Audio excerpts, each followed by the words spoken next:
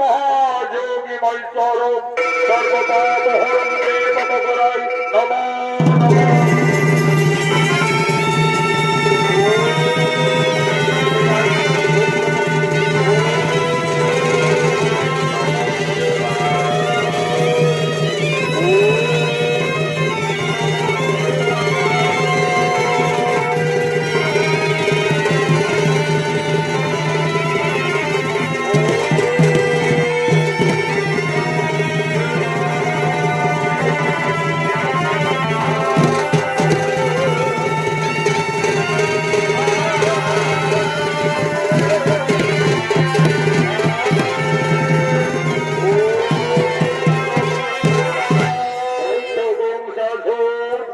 তুমি জ্ঞান চক্র উন্মিলন আছি আজি আমি বাবা ভোলানাথ এসেছেন প্রভু। আমার তো চাই সন্তুষ্টি আপনি এসেছেন।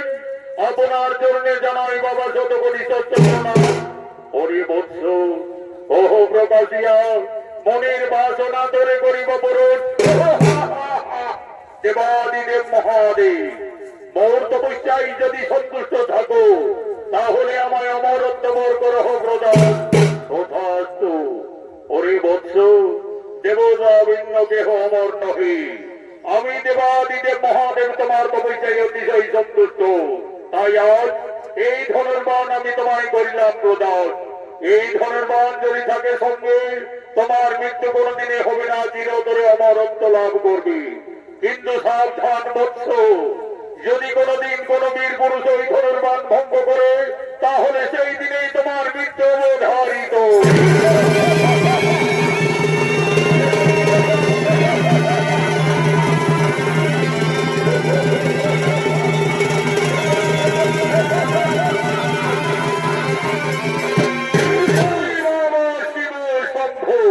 এই ধনুর্বাণ থাকলে আমার কোনদিনই মৃত্যু হবে না, চিরতরে আমি অমর হয়ে থাকবো।